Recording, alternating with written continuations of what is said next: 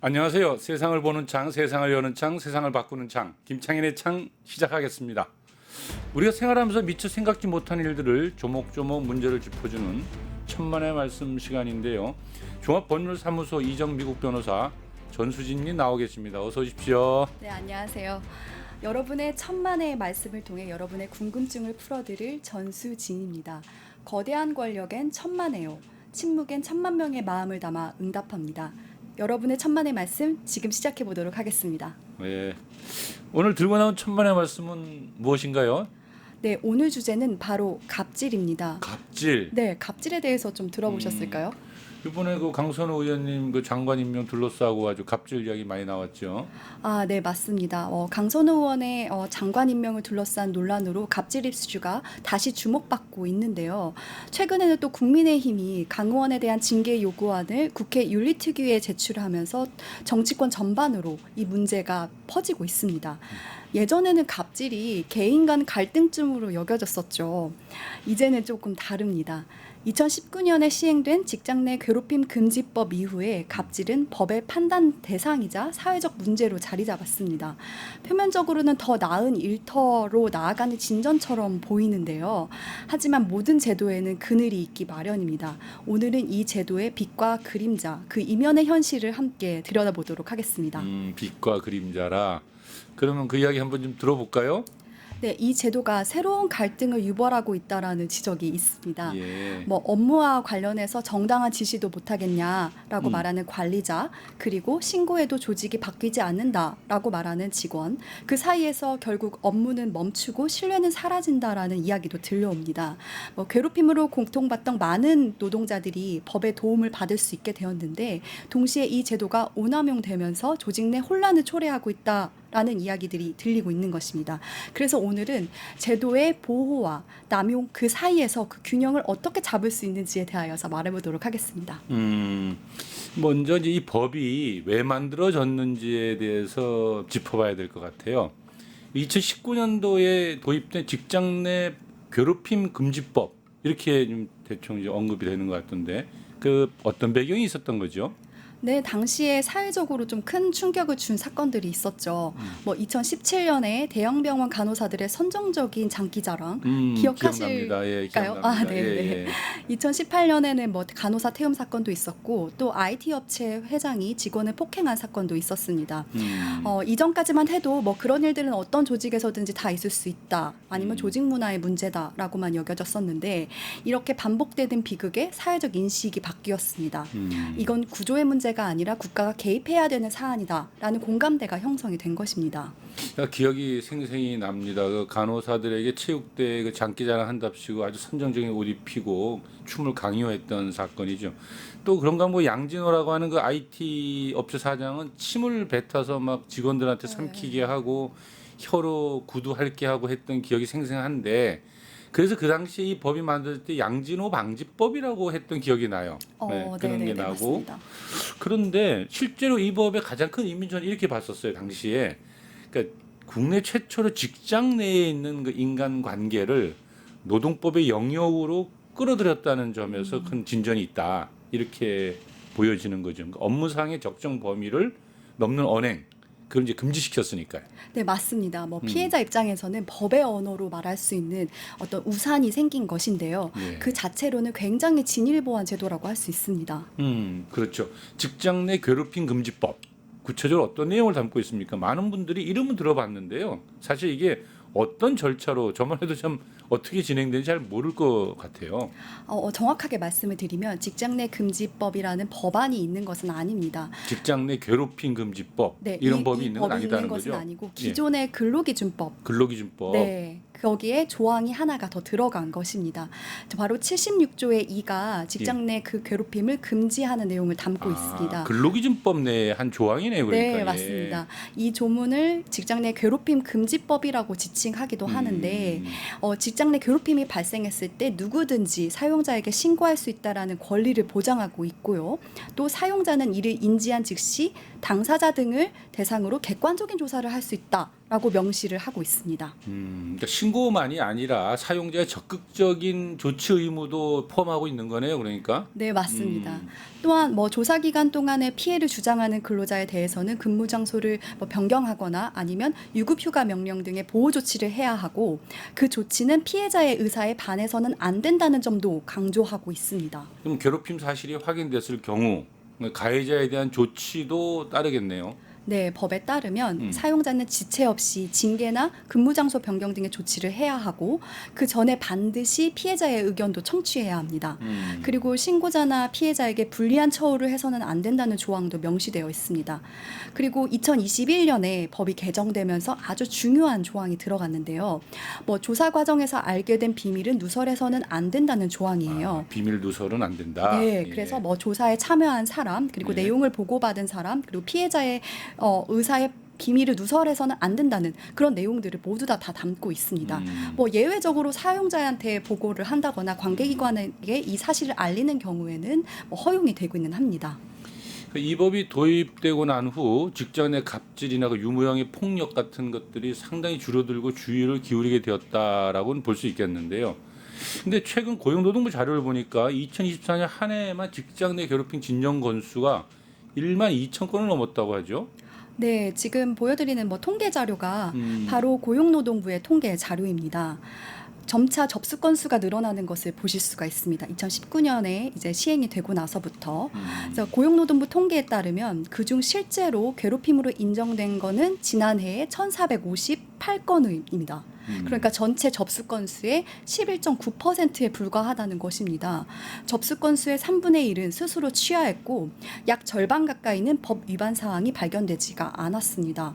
지난해에는 직장 내 괴롭힘 신고 건수가 역대 최다를 기록하였는데 그중 88%는 고용노동부 단계에서 법 위반 없음 등 괴롭힘이 아니라고 판명이 났습니다.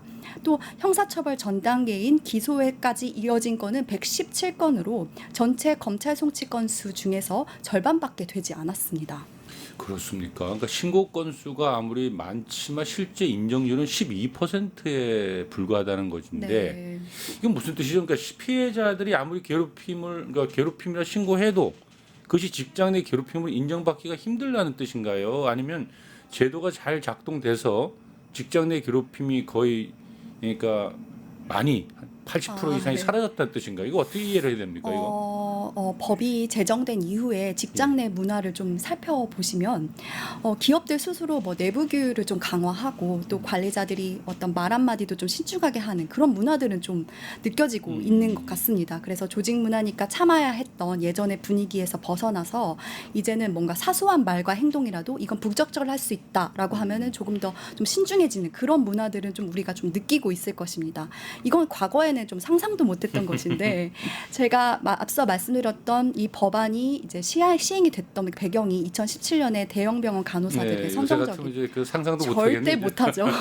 절대 할 수 없는 일이죠. 그리고 양진호 같은 경우도 이제 아주 이제 없어졌겠네요. 그런 사람. 뭐 역사의 뒤안길로 가지 않았을까라는 생각이 드는데 이런 굉장히 좋은 일이 그렇죠. 벌어졌군요. 예. 이렇게 폭행 사건 정말 명백한 폭행 사건들은 많이 줄었고 네. 기업에서도 조심조심 해야겠다. 왜냐하면 이게 법 위반 사항이 될 수 있으니까 이런 부분들은 굉장히 우리가 이 법의 어떤 혜택이라고 볼 수가 있습니다. 서류 뭉치를 얼굴로 던진다거나 뭐 이런 거는 요즘에 절대 이제 할 수가 직장 내 없죠. 볼 수 없는 장면이겠네요. 네. 그래서 이제 기업들은 이게 단지 뭐 인간 간의 갈등이 아니라 이제 법 위반으로 인식이 됐다는 것이고 실제로 뭐 그런 사건들은 아까 말씀드린 대로 거의 역사의 뒤안길처럼 거의 나타나고 있지는 않습니다. 예. 더 이상 이런 문화는 용납할 수 없다라는 인식들이 굉장히 많이 확산이 되어 있고 일터의 풍경들도 많이 달라지고 있습니다.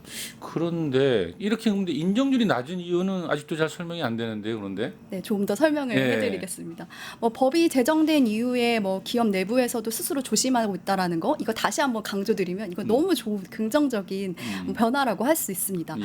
그런데 한편으로는 법이 처음 겨냥했던 명백한 폭력 행위에서 점점 미묘한 관계 갈등들이 있을 것 있지 않겠습니까? 인간 간의 어떤 감정 충돌이라든가. 근데 그것을 규율하려다 보니 현장에서는 뭔가 새로운 혼란이 야기되고 있다라는 목소리가 있습니다. 그래서 현장에서는 뭔가 감정 충돌을 뭔가 명백하게 우리가 직장 내 괴롭힘이라고 할 수 있냐 이런 부분에 대해서는 혼란을 느끼고 있다는 것입니다. 지금 법의 내용을 보시면 괴롭힘의 정의 자체가 굉장히 모호하고 누구나 불쾌감을 괴롭힘으로 해석하고 신고할 수 있기 때문에 법적으로 이를 입증하기가 매우 어렵다는 것입니다. 그렇군요. 네, 결국에는 어디까지가 부당한 괴롭힘이고 어디서부터는 정당한 업무의 일환인가 이런 명확한 기준이 없다 보니 신고는 늘고 인정은 줄고 혼란은 가중되고 있다는 것입니다. 그러니까 말씀하신 대로 요즘은 그러니까 정말 다양한 이유로 직장 내 괴롭힘 신고가 접수되고 있다는 말씀인데 네, 네. 예를 들어서 뭐 말투가 퉁명스럽다 하면 신고하고 뭐 나만 단톡방에서 배제됐어요 라면 진정하고 뭐 이런 얘기도 있다라는 것 같던데. 네, 맞습니다. 그렇습니까? 실제로 현장에서도 이런 민원들이 굉장히 많이 제기되고 있다고 합니다. 그런데 문제는 아까 말씀드린 대로 법적 괴롭힘으로 판단하기는 쉽지가 않다는 데 있습니다. 그렇겠군요. 같은 부서에서 일을 하다 보면 수많은 일들이 벌어질 텐데 혹시 이 구체적인 사례를 좀 들어볼 수 있을까요? 네, 바로 실제 사례를 가지고 왔는데요. 네. 한국노동연구원이 2023년에 발표한 실제 일입니다. A 회사 팀장이 부하 직원에게 카카오톡으로 기사 링크를 하나 보내며 여기는 벌써 보도자료를 냈구나 라고 말했습니다. 그러자 직원이 헉 이라고 답했습니다. 카카오톡으로. 그러니까 팀장이 곧바로 헉이라고 할 게 아니라 보도자료 준비해서 내겠습니다 해야죠 라고 답했습니다. 이게 이제 전부 사실관계인데 이걸 두고 해당 직원은 조직 내 직장 내 괴롭힘이라고 신고했습니다. 다소 어조가 딱딱하게 느껴질 수는 있겠지만 이게 괴롭힘이라고 볼 수 있을지는 좀 애매한데 평소 관계가 안 좋았나 보죠. 네, 뭐 당사자가 느낀 감정은 당연히 존중받아야 네. 된다고 생각하는데 뭐 법적으로 직장 내 괴롭힘이라고 인정되려면은 뭔가 지속성 아니면은 뭐 신체적, 정신적 고통 그리고 적정 범위 여부까지 모두 다 고려를 해야 하기는 하죠. 뭐 또 다른 이런 비슷한 사례 또 있습니까? 네, 또 실제 사례를 가지고 네. 왔는데요. 대규모 일터 워크숍에서 일어난 일입니다. 네. 법인 고객 담당 영업사원 100여 명이 모인 자리에서 지사장이 고객을 나이와 역량에 따라서 배정하겠다라고 말했습니다. 그러면서 그 자리에서 그 옆에 있는 직원에게 몇 살이에요? 라고 물으니 그 지문을 받은 그 직원이 지사장을 이게 모욕감을 느꼈다면서 직장 내 괴롭힘으로 신고했습니다. 나이를 물었다고. 네. 나이를 물은 걸로 괴롭힘 신고를 했다. 현장에서는 이런 걸 어떻게 받아들입니까 지금? 상당수의 기업 법무팀이나 인사 관리자들은 이런 신고가 들어오면 당황스럽다라고 이야기를 합니다. 그래서 결국 괴롭힘의 판단 기준이 너무 추상적이고 모호하면 제도의 신뢰성을 떨어뜨릴 수도 있다라는 우려가 지적되고 있는 것입니다. 그러니까 제도의 그 취지와 달리 현장에서는 그 신고 남용이나 그 혼란이 반복되고 있다. 뭐 이런 얘기네요. 네, 그렇습니다. 한국노동연구원이 지적했듯이 직장 내 괴롭힘 금지법이 시행된 지 벌써 이제 6년이 지났습니다. 근데 여전히 개선되어야 될 과제들이 있고 특히나 뭐 허위 신고라든가 제도 오남용을 막기 위한 장치는 조금 부족한 것 같다라는 문제들이 계속해서 제기가 되고 있습니다. 그렇군요. 이 직장 내 괴롭힘 이게 생각보다 참 쉽지 않네요. 네, 맞습니다. 그런데 말이죠. 그 대상이 늘 상급자일까요? 제가 물어보는 건 말이죠. 그 괴롭힘은 권력만으로는 이루어지는 게 아니잖아요. 뭐 말 한마디, 뭐 조직적 따돌림, 뭐 무차별 민원 제기 이런 것도 다 누구인가는 심각한 정신적 폭력이 될 수 있을 텐데요. 네, 말씀하셨듯이 예. 뭐 상급자는 한 사람일 수 있는데 뭐 그 아래에 있는 팀원 구성원들이 다수일 수 있고 그 다수가 뭉쳐서 상급자 한 명을 따돌릴 수도 있습니다. 그런데 우리 법은 업무상 지위 또는 관계의 우위를 괴롭힘의 전제로 규정하고 있습니다. 그래서 아까 말씀드렸던 사례인 하급자가 상급자를 괴롭히는 상황은 사실상 제재 대상이 되기가 어렵습니다. 실제 그런 사각지대에서 벌어진 뭐 비극도 있죠. 네, 굉장히 슬픈 사례를 말씀드려야 될 것 같은데 이것도 실제 사례입니다. 예. 경북의 한 지자체에서 팀장이 극단적인 선택을 한 사건이 있습니다. 하지만 뭔가 징계는 상급자에게만 내려졌었고 계속해서 따돌렸던 팀원들은 하급 직원들은 아무런 책임도 지지 않았습니다. 이게 이제 법의 사각지대라는 건데 네, 근로기준법 제76조의 1을 다시 한번 말씀을 드리면 우위를 이용한 괴롭힘만을 직장 내 괴롭힘으로 인정합니다. 직장 내에서의 상급자가 하급자에게 하는 것만이 직장 내 괴롭힘이다. 이렇게 딱 규정돼 있나 보죠. 네, 그래서 상급자는 하급자의 따돌림이나 아니면 악의적인 신고 그리고 조직적 불응에 대해서는 이 규정에 근거해서 대응할 수는 없습니다. 또 괴롭힘 신고자는 해고나 불이익 조치를 받아선 안 된다고 명시되어 있기 때문에 일부는 이 조항을 방패로 삼아서 인사조치나 징계조치를 피하려고 이 제도를 활용하기도 한다는 것입니다. 이게 좋은 취지의 제도이긴 한데 현실에서는 보완이 좀 필요한 지점이 있어 보입니다. 네, 바로 이게 네. 지금 오늘의 주제이기도 합니다. 그렇군요. 네, 이 제도는 진짜 피해자를 보호하기 위한 장치로 재설계되어야 된다고 생각합니다.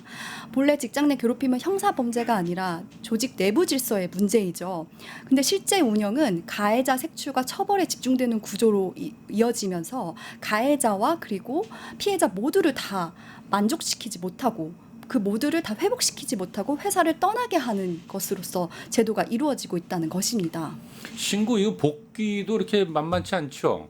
네, 절차가 아까 말씀드린 대로 비공개로 진행이 되기 때문에 내부에서는 자연스럽게 드러나는데도 불구하고 그렇게 비공개로만 하다 보니 암암리에 소문이 돌면서 피해자하고 가해자는 고립이 될 수 있다는 것입니다.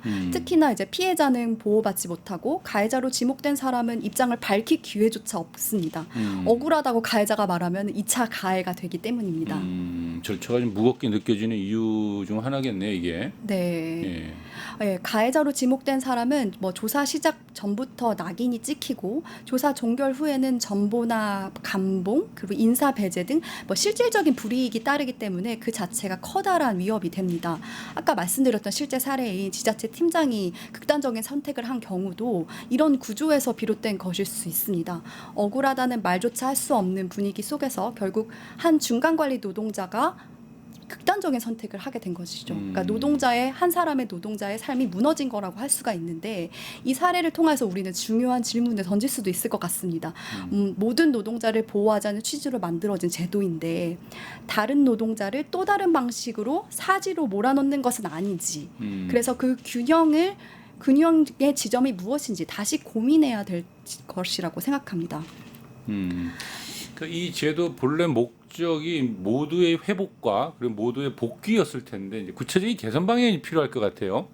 네, 아까 말씀드린 듯이 중간관리직을 맡은 노동자들은 뭐 평가나 피드백을 하는 게 굉장히 소극적이다. 그래서 굉장히 경직되어 있고 조직의 활력도가 떨어진다라고 이야기를 했습니다. 그래서 뭐 구체적인 개선 방향을 말씀을 드리면 가장 먼저 계속해서 지적했던 업무상 적정 범위 이 부분이 굉장히 모호하기 때문에 좀 더 구체적으로 말해서 우리가 혼란을 좀 줄여야 한다라고 말씀을 드릴 수가 있습니다. 또 둘째는 허위 신고에 대한 불이익 규정도 명확히 해서 뭐 제도의 오남용을 좀 방지해야 된다라는 것입니다. 그래서 진짜 피해자에 집중할 수 있게, 진짜 피해자들이 신고할 수 있게 하는 것이 이제 목적이 되어야 된다고 생각하고, 셋째는 뭐 정당한 지시나 평가에 대해서는 일정한 면책 기준을 마련해서 관리자들이 위축되지 않도록 하자는 것입니다. 그래서 제가 말씀드리고 싶은 그 요지는 이 법을 없애자는 것이 아니라 진짜 피해자들을 제대로 보호하려면 제도를 재정비해야 한다는 것입니다. 그러니까 제대로 지켜내기 위해서 바꿔야 한다 이렇게 이야기로 들리는데요. 네, 정확합니다. 뭐 특히 뭐 직장 내 괴롭힘 징정 사건 중에서 아까 보여드렸던 통계 자료 생각해 보시면 10%만 인정이 됐습니다. 제도가 오히려 진짜 피해자를 놓치고 있을 수도 있다라는 뜻이 될 수도 있거든요. 그러니까요. 그래서 모호한 기준과 불명확한 판단 요건이 피해자에게 불합리하게 작용될 수가 있다라는 거 우리가 생각해 봐야 합니다. 그래서 더 정교한 설계와 균형 잡힌 집행이 필요하다고 생각합니다. 정교한 설계와 균형 잡힌 집행 참 중요한 말씀인데요. 그런데 말이죠. 해외에서는 이 문제를 어떻게 다루고 있나요? 좋은 사례가 좀 있나요? 제가 독일 사례를 가지고 왔습니다. 예. 뭐 독일은 법령에 괴롭힘의 범위와 책임 소재를 굉장히 명확하게 규정을 해놓고 있습니다. 우리나라랑 굉장히 다르죠. 그래서 사내에서 어떤 문제가 발생했는지 명확하게 판단을 할 수 있는 것인데 이 제도의 본질이 아까 말씀드렸던 정말 중요한 문제를 얘기하셨는데 회복과 공존이라고 하지 않았습니까? 이 방향에 맞추어 주어서 가해자든 피해자든 모두 모든 근로자가 다시 근로 현장에 복귀하고 남은 근로자들도 잘 일할 수 있게 만드는 것, 이것이 바로 제도의 본질이고 제 역할이라고 생각합니다. 좋은 말 것 같네요. 오늘 그 전 변호사님이 들고 오는 천만의 말씀은 지금 우리나라 경우에 피해자도 또 가해자로 지목된 사람들도 모두 만족시키지 못하는 구조로 흘러가고 있다. 이거를 좀 지적하시는 거네요. 그러니까. 네, 맞습니다. 예. 제도가 제대로 잘 지적한 겁니까? 네, 맞습니다. 네. 네, 회복을 말씀하시는 것이 굉장히 중요한 지점이라고 음. 생각합니다. 그런데 아까 직무분리 조치, 그게 바로 어떤 절차의 하나라고 말씀드리지 않았습니까? 그래서 현실에서는 오히려 단절을 강제한다는 것이 굉장히 큰 문제입니다. 신고가 접수되면 가해자로 지목된 사람은 조사 이전부터 일방적으로 조직에서 분리가 됩니다. 근데 이 문제는 이 과정이 진실 규명보다 선제적 배제에 가깝게 작동한다는 것이고, 당사자 간에 오해가 발생할 수도 있지 않습니까? 근데 바로 직무 분리가 되면 아까 말씀드린 대로 사과도 하지도 못하고 오해에 대해서 이야기 나눌 시간도 없게 되는 것입니다. 그래서 이런 부분들이 관계 회복을 오히려 막고 있다, 가로막고 있다. 그래서 둘 중에 한 명은 결국 소통하지 못하고 극단적인 결론, 둘 중에 한 명을 떠나야 하는 그런 상황들이 계속해서 발생을 하고 있다는 것입니다. 근데 직무 배제를 시키는 건 그만큼 피해자를 보호하려고 하는 것인데, 근데 이게 이런 거죠. 그러니까 누군가에게는 너무 늦게 찾아오는 보호인 경우가 많고, 누군가는 너무 빠르게 작동하는 낙인인 경우가 많다. 이제 이런 말씀인 것 같아요. 들어보니까. 아무튼 직장 내 괴롭힘 방지법은 굉장히 필요한 제도인데, 모호한 기준이나 단선적 접근만으로는 피해자도 가해자도 이제 보호받기 힘들다, 이런 말씀이네요. 네, 아주 정확합니다. 진짜 괴롭힘은 단호히 막아야 하고 그와 동시에 정당한 지시도 우리가 피드백할 수 있는 그러한 것도 조직을 위해서 굉장히 중요한 문제입니다. 또 모든 노동자들의 근로의 권리도 지켜져야 합니다. 회복과 공존이 이 제도의 핵심이 되어야 할 것입니다. 직장 내 괴롭힘 참 쉽지 않은 주제군요. 전신 변호사님 수고하셨습니다. 네, 감사합니다. 네, 잠시 전화 말씀 듣고 남기정 교수님과 메인 대담 진행하겠습니다. 유튜브 구독하고 실시간 채팅과 댓글을 남기시면 매일매일 실천 TTCO를 드립니다. 참여 방법은 통통물 어플을 다운로드하고 회원가입과 로그인을 해주세요. 마이페이지에서 나의 회원 고유 번호를 복사해주세요. 유튜브 구독 후 실시간 채팅이나 댓글창에 고유 번호를 한 번만 입력하면 준비 끝! 지금 유튜브 채팅과 댓글 쓰기 참여하고 실천 TTCO 받아가세요.